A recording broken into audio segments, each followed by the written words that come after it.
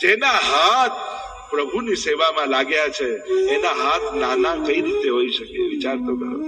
જેના હાથ રોજ ઠાકોરજીના ચરણસ્પર્શ કરે છે એના હાથ નાના ક્યાંથી હોઈ શકે? લૌકિક જોશો તો લૌકિક લઈને જ આવશો. જ્યારે પણ અલૌકિક વ્યક્તિઓને મળવા જાઓ, અલૌકિક સ્થાને જાઓ, ત્યારે અલૌકિક બુદ્ધિ લઈને જ જજો. ઘણી વાર તો ભગવત ધામોમાં જઈને ભાવ હોય ને એ ગુમાવી નાખી. ત્યાં તો આમ દઉં મારો તો ભાવ જ ગયો. લો મેળવવા ગયા હતા, પેલું કઈ કોને ગઈ કસમ કોઈ આપ્યું પેલું જે લઈ લેવા ગયા ને ગુમાવીને આવે. વ્યવસ્થાઓ માણસોની હોય છે અને માણસોની અવ્યવસ્થા જોઈ ભગવાનમાં અભાવ લઈને ક્યારે ના આવતા. ઘણી વાર એમ થાય ત્યાં બહુ ભીડ, હવે તો ઠાકોર ત્યાં બહુ ભીડ, હવે તો દર્શન કરે. ભીડ એ માણસની અવ્યવસ્થા. હવે તો વ્રજમાં ગયા અને ત્યાં આવું ગંદકી માણસની અવ્યવસ્થા છે. એમાં ગિરિરાજજીએ શું બગાડ્યું છે? એમાં યમુનાજીએ શું બગાડ્યું છે? એમાં વ્રજે શું બગાડ્યું છે? માણસે ફેલાવેલી અવ્યવસ્થાને કારણે ભગવત સ્વરૂપોમાં અભાવ ક્યારે પણ લઈને નહીં આવે. એ તો એના સ્થાને ઉત્તમ જ છે. કમી તો આપણા બધાની છે કે આપણે એ વ્યવસ્થા જાળવી નથી શકતા, આપણે સ્વચ્છતા અને પવિત્રતા જાળવી નથી શકતા. એટલા માટે જીવનમાં હંમેશા યાદ રાખજો, માણસોએ ઉભી કરેલી અવ્યવસ્થાને કારણે અલૌકિક ભગવત સ્વરૂપોમાં અભાવ લઈને ક્યારે ના આવે. એ ભાવ ઘટવો ન જોઈએ કે એ તો શ્રેષ્ઠ છે જ, ઉત્તમ છે. અમારી અવ્યવસ્થા છે, અમારી કમી છે. અહીંયા વૈષ્ણવ જનકી ઝોપડી બની આપણા માટે તો અનેકો પ્રસંગો, બાજરી પલાળીને મૂકતા, જલ ધરતા, કેવા પ્રસંગો વાર્તા સાહિત્યમાં તો તમે જુઓ. 84 વસુબાઓની વાર્તાઓમાં કેવા નિષ્કંચન વૈષ્ણવ હતા, પણ એમને ત્યાં પણ ઠાકોરજી આનંદથી બિરાજતા. પેલા માજીના ઘરમાં ઠાકોરજી પધરાવ્યા, એક ઓરડાનું ઝૂંપડું, એક ઓરડા, અને ઠાકોરજીને પહોંચાડે એટલે પેલા માજીને એમ થાય કે જે ઓરડામાં ઠાકોરજી સૂતા હોય ત્યાં મારાથી કેમ સુવાય? અને દરવાજો બંધ કરીને ઘરની બહાર સુવે. નાનકડું ઝૂંપડું, તૂટેલું ફૂટેલું, તોય આવો ભાવ. બહાર સુવે ને એક દિવસ એટલો બધો વરસાદ પડે, પલળતા જાય, પણ પ્રભુને મારાથી કેમ જગાડાય, ભીતર કેમ જવાય?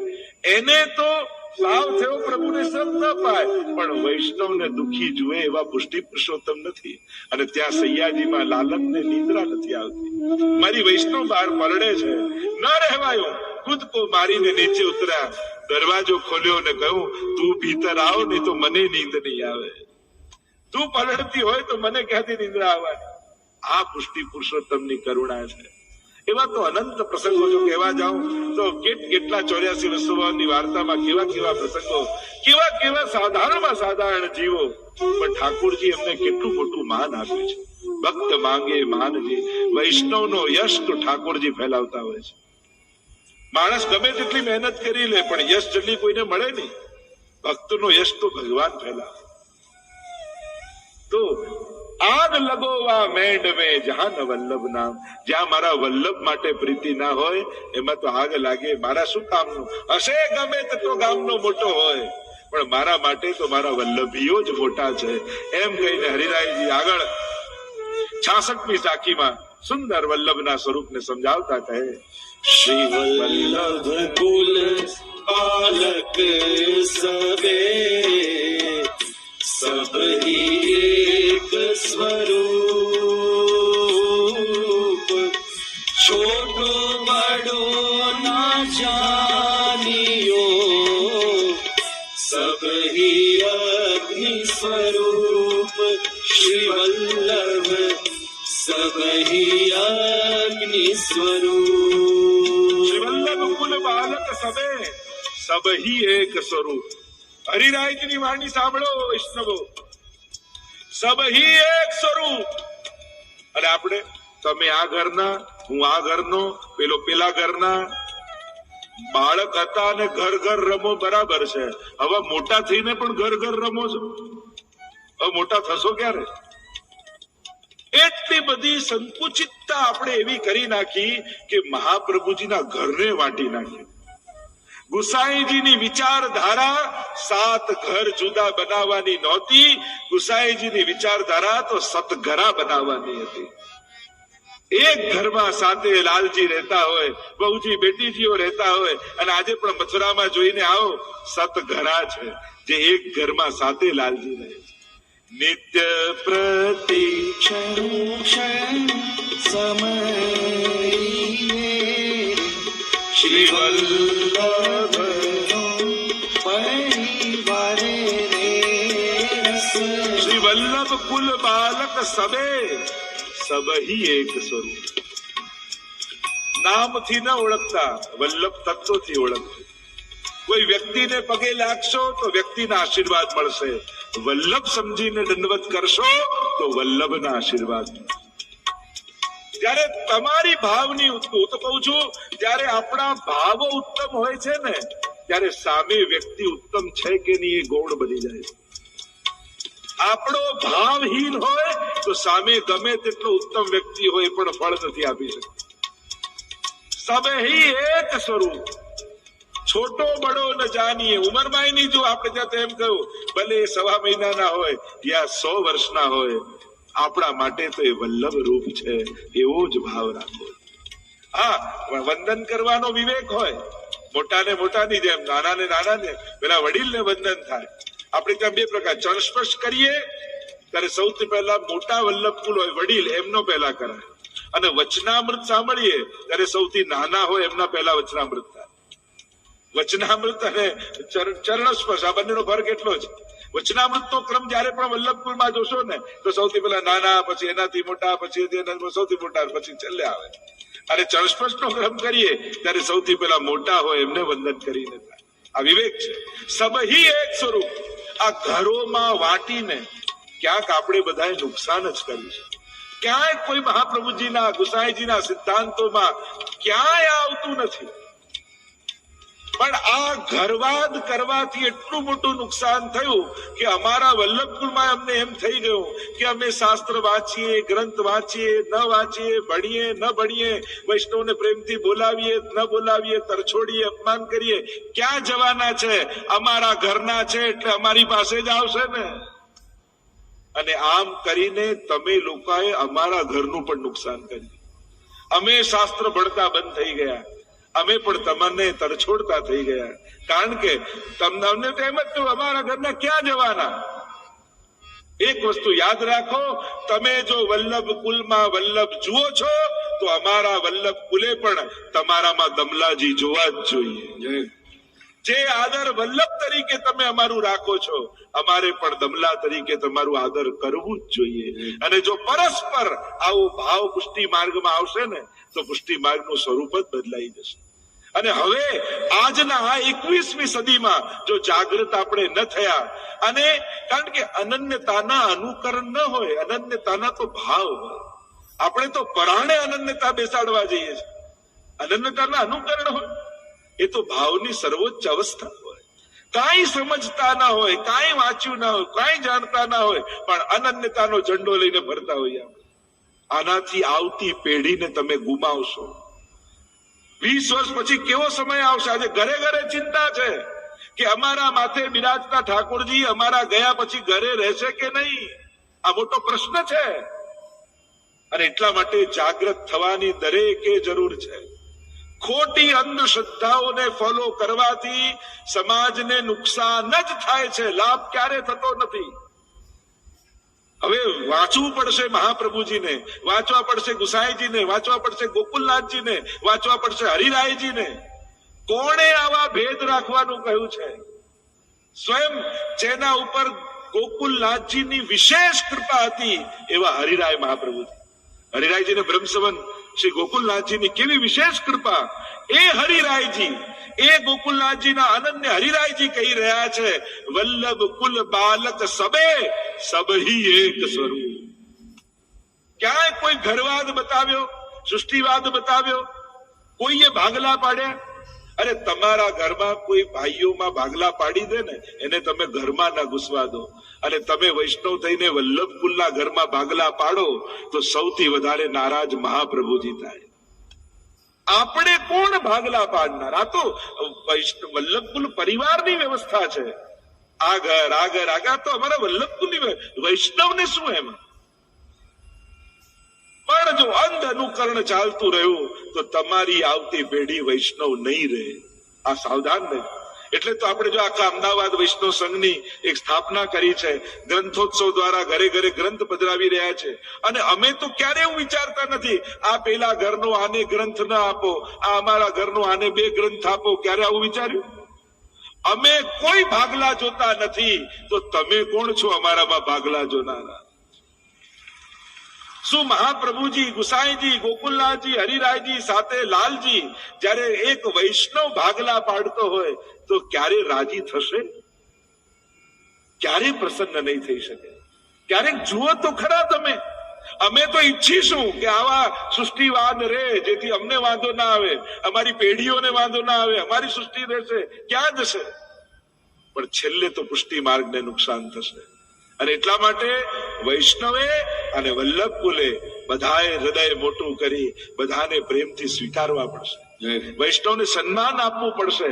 અમે તમને લોકોને અમારા સેવક માનીશું ને તો તમારી કદર નહીં કરી શકીએ. જ્યારે દરેક વલ્લભ કુલ એવું માનશે કે આ મહાપ્રભુજીના સેવકો છે તો જ તમારા માટે આદર અમને જાગશે. હવે એક હીરો કબાટમાં પડ્યો હોય તો હીરો કબાટનો થઈ જાય? નહીં, તો માલિક નો રે. બ્રહ્મ સંબંધ મંત્ર મને કોઈ આપ્યું? બીજા કોઈ વલ્લભ કુલને આપ્યું? ના, મહાપ્રભુજીને ઠાકોરજીએ આપેલું છે.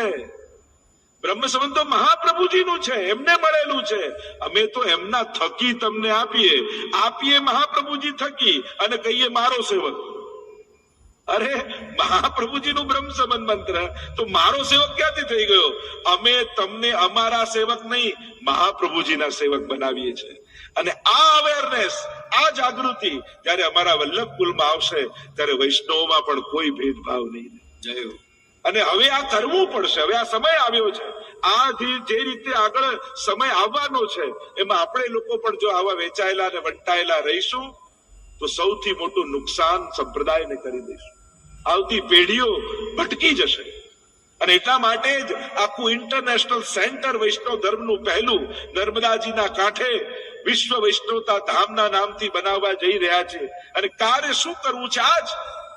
આ સમસ્ત વૈષ્ણવી સૃષ્ટિને એક તાતણે જોડવા છે. તમે મારી આજ્ઞા પ્રમાણે ચાલો એમ નથી ઈચ્છતો, તમે બદલાઈ જાઓ એમ નથી ઈચ્છતો. ફૂલો ભલે જુદા જુદા રહે, મારે તો એક દોરામાં તમને પરોવા છે અને માળા બનાવી ઠાકોરજીને ધરાવવી છે. તમારી જ્યાં નિષ્ઠા હોય, બંધન છે, આદર છે. મારે કોઈ તમારી નિષ્ઠા નથી બદલવી, તમારો ભાવ નથી બદલવો, પણ ભેદ ન રાખો. પુષ્ટિના તાતણે વલ્લભના નામે આપણે બધા એક દોરામાં પરોવાયેલી માળા છીએ. એ જયારે ભૂલી જશો ત્યારે કોઈ વલ્લભ કુલ પ્રસન્ન નહીં થાય, છેક મહાપ્રભુજીથી લઈને આજ સુધી. અને એટલા માટે વૈષ્ણવ સમાજે જાગૃત થવાની જરૂર છે. સાથે સાથે અમારા વલ્લભ કુલે પણ જાગૃત થવાની જરૂર છે. જ્યાં સુધી અમારા સેવક બનાવતા રહીશું ત્યાં સુધી અમે પુષ્ટિ માર્ગને નુકસાન પહોંચાડીશું. જ્યારે બ્રહ્મ સંબંધ આપી અમે તમને મહાપ્રભુજીના સેવક બનાવતા રહીશું ત્યારે જ સાચા અર્થમાં પુષ્ટિ માર્ગનો વિકાસ કરી શકીશું. તમે બધા જ વલ્લભના સેવક છો અને વલ્લભના સેવકનો આદર જેમ ગુસાઈજી પણ રાખતા, તો અમારે તો કેવો આદર કરવો જોઈએ. અને આ ચેતવાનો સમય છે, જાગૃતિનો સમય છે. કારણ કે પરિવર્તનનો સમય જયારે ચાલતો હોય અને ત્યારે જો સમાજ જાગૃત ન બને તો ઘણો પાછળ રહી જાય. અને આવું જ કંઈક થયું છે. આજે દુનિયા આગળ જઈ રહી છે અને આપણે લોકો કેમ કરીને 500 વર્ષ પહેલા પાછળ જવા એનો પ્રયાસ કરીએ છીએ. હા, જીવવાના એ જ સિદ્ધાંતો છે, પણ આજના સમયમાં એ 1 BHK માં કઈ રીતે પુષ્ટિ માર્ગી અપરસ રાખીને ઠાકોરજીની સેવા થઈ શકે, હવે તો એના વિચારો લોકોને આપવા પડશે. તમે વાત પેલા ગામડામાં રહેતા લોકો અને જે રીતે રહેતા, જે બી વ્યવસ્થામાં રહેતા, હવે એવો આગ્રહ તમે આવા જ્યાં 1-1 કરોડની વસ્તીઓ વસી છે એવા મોટા શહેરોમાં જ્યાં રહેવાના જગ્યાએ નથી, પણ એને સેવા કરવી છે. અને તમે અડચણ રૂપતા આમ સેવા ના થાય, પેલી સેવા ના થાય, આ જોઈએ પેલું જોઈએ, તો લોકો પ્રભુથી વંચિત થઈ જશે. ક્યાંક અમે મહાપ્રભુજીનો અપરાધ કરી દઈશું. અમારે તો એ વિચારવું જોઈએ કે 1 BHK માં રહેનારો પણ ઠાકોરજીને કેમ લાલ લડાવી શકે, એના રસ્તા કાઢીને હવે તમને આપવા પડશે. અને એના માટે પ્લેટફોર્મ જોઈશે આ બધી વાતો કરવા માટે. એટલે અમદાવાદ વૈષ્ણવ સંઘની સ્થાપના એટલે કરી છે. થોડાક કાર્યોમાં વ્યસ્ત હતા એટલે એ કાર્ય હવે ધીમે ધીમે આગળ અને ગ્રંથો ઘર ઘર સુધી પહોંચી રહ્યા છે. પણ આ વર્ષના અંતમાં દરેક વિસ્તારમાં અમદાવાદ વૈષ્ણવ સંઘની સુંદર ટીમો બનશે, જુદા જુદા પ્રકારના સત્સંગો અને શિબિરો શરૂ થશે અને વર્ષના અંતે એક મહાસંમેલન લગભગ 25,000 વૈષ્ણવો ભેગા થાય એવું એક મહાસંમેલન અમદાવાદ ખાતે કરવાનું છે. તો આ બધા વિચારો લઈને વિશ્વભરમાં જઈએ છે.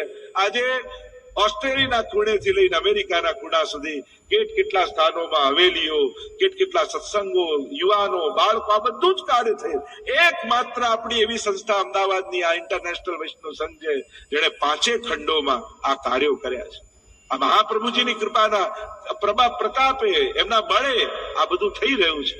અને આવતા વર્ષે એક વિશાળ અભિયાન થવાનું છે. આવતું વર્ષ આખી પૃથ્વી પરિક્રમા મહોત્સવ અમે કરવાના છે. એટલે કે એક વર્ષ બાદ બીજું વર્ષ આવશે અને ત્યારે 50મા વર્ષ સુવર્ણ જયંતિ વર્ષ આવશે અને ત્યારે આખું વર્ષ વિશ્વના 50 દેશોમાં, ન્યુઝીલેન્ડ થી લઈ પુષ્ટિ ધ્વજ લઈ અને અમેરિકાના ખૂણા સુધી આખી પૃથ્વી પરિક્રમા થશે અને વિશ્વના 50 દેશોમાં મહા મહોત્સવ ઉજવવામાં આવશે. અને આખા વિશ્વમાં વસતા વૈષ્ણવો કેમ એક તાતણે જોડાય અને એવું વિશ્વ કેન્દ્ર જે વિશ્વ વૈષ્ણવતા ધામ નર્મદાજીના કિનારે નારેશ્વર પાસે બનવા જઈ રહ્યું છે. અને ત્યાં આખું ટ્રેનિંગ સેન્ટર, એજ્યુકેશન સેન્ટર અને વિશ્વની મહાપ્રભુજીની સૌથી મોટી મૂર્તિ સ્ટેચ્યુ ઓફ પુષ્ટિનું નિર્માણ થવા જઈ રહ્યું છે. તો આ બધા કાર્યો હાથ લીધા છે અને પ્રભુ કૃપાથી આગળ વધશે અને જેમ જેમ જશે એમ આખો સમાજ એમાં જોડાય એવો ભાવ રાખ્યો છે. અને આપ લોકો તો મને તો હું તો હંમેશા કહેતો હોઉં છું બધે જ કે મને બહુ સારા વૈષ્ણવ હંમેશા મળે છે. જ્યાં જવું ત્યાં એવા સારા લોકો જોડાય છે. કેટલા બધા સારા છો તમે લોકો. બધાની અંદર કેવો ભાવ, કેવી ભાવના, શ્રદ્ધા. અને જયારે અમે આવીએ મળે ને તમારી આંખમાં જે ચમક દેખાય ને એ ચમક જોઈને એમ લાગે કે દ્વારકેશ બાબા આવે છે. આમ કેટલો ઉમળકો ઉત્સાહ તમારા મનમાં હોય છે. એમ લાગે કે જાણે આ બધા પરિશ્રમનું ફળ મળી ગયું. જે તમારી લાગણી છે, હું તો જ્યાં જ્યાં જાઉં દુનિયાભરમાં એટલા સારા લોકો મને મળતા હોય છે.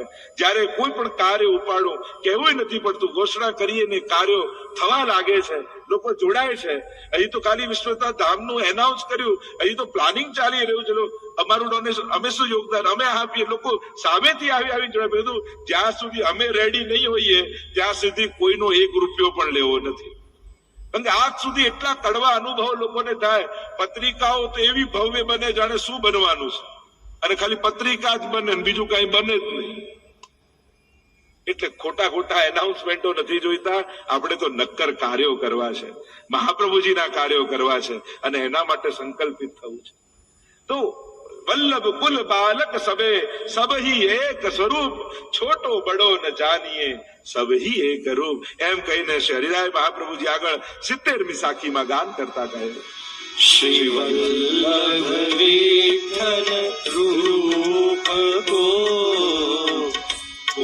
કરી શકે વિચાર, ગૂઢ ભાવ યહ સ્વામિની, પ્રગટ કૃષ્ણ અવતાર શ્રી વલ્લભ, પ્રગટ કૃષ્ણ અવતાર. શ્રી હરિરાય મહાપ્રભુજી બંને સ્વરૂપોનો પરિચય કરાવે છે આપણને. શ્રી વલ્લભ વિઠ્ઠલ રૂપ કો કરી શકે વિચાર. શું મહાપ્રભુજીનું ચિત્ર જોઈ તમે એમ માનો છો કે તમે મહાપ્રભુજીને ઓળખો છો? તમે તો એ ચિત્ર, એ આકૃતિને ઓળખી રહ્યા છો. રૂપ અને સ્વરૂપ બંનેમાં ફરક હોય. કૃષ્ણ કાળા છે, ઘુંઘરાળા વેશ છે, કેશ છે, કમળ જેવી પાખડી, આંખો નેત્રો છે, પીતાંબર ધરે. આ તો રૂપ છે. સ્વરૂપ શું છે? રસો વૈસહ, આનંદ માત્ર કરપાદ મુખોદરાદિ. રૂપ અને સ્વરૂપમાં ભેદ છે. શ્રી વલ્લભ વિઠ્ઠલ રૂપ કો કરી શકે વિચાર. કોણ આ સ્વરૂપને જાણી શકે? હરિરાયજી કે હું તમને બતાવું. ગૂઢ ભાવ યહ સ્વામીની અને પ્રગટ કૃષ્ણ અવતાર. પ્રગટ રૂપે તો સાક્ષાત કૃષ્ણ છે, પણ ગૂઢ ભાવથી લીલાના સ્વામીજી અને ચંદ્રાવલીજી છે. જો ઘણા ભગવત સ્વરૂપોની આગળ બે ગોપીજનો હોય, મદન મોહનલાલજીની સામે જુઓ તો બે ગોપીજનો સામે બે સ્વામીજી હોય. એક છે સ્વામીજી રાધાજી, બીજા છે ચંદ્રાવલીજી. એક છે સ્વકીયા, બીજા છે પરકીયા. આ બંને ભાવના છે. તો ગુડ ભાવ યહ સ્વામીની, ગુડ ભાવ સ્વામીજી સ્વરૂપ શ્રી મહાપ્રભુજી છે અને ઘણી બધી ચર્ચાઓ અને ઘણા બધા પ્રસંગો એમાં છે. એ રીતે જ ગુસાઈજી ચંદ્રાવલીજીનું રૂપ છે. આજે રીઠોરા બેઠકજી ત્યાં જાઓ તો ચંદ્રાવલીજીનું પ્રાગટ્ય સ્થળ તમે જાઓ તો આજે પણ ત્યાં સાડી યાદી ધરવામાં આવે. હમણાં બ્રજયાત્રામાં ગયા તો ત્યાં સાડી યાદી ધર્યા ગુસાઈજી ચંદ્રાવલીજીનો ભાવ. ગુડ ભાવ યહ સ્વામીની એટલે વલ્લભ અને વિઠ્ઠલ. શ્રી વલ્લભ વિઠ્ઠલ હરિ નવ જાણ્યા તેણે સર્વસ્વ. આપણે દોડ ગાતા હોઈએ. વલ્લભ વિઠ્ઠલ હરિ નામ જાણ્યા તેણે સર્વસ્વ ખોયું. શ્રી વલ્લભ વિઠ્ઠલ હરિ નામ જાણ્યા તેણે સર્વસ્વ ખોયું. શું લાવ્યા શું લઈને જાશો, શું લાવ્યા શું લઈને જાશો, વારંવાર વહેવાયા રે. શ્રી વલ્લભ વિઠ્ઠલ હરિ નામ જાણ્યા તેણે સર્વસ્વ ખોયું. બધું જ કર્યું પણ વલ્લભ અને વિઠ્ઠલને હરિને જાણ્યા તો બધું જ ગુમાવ્યું.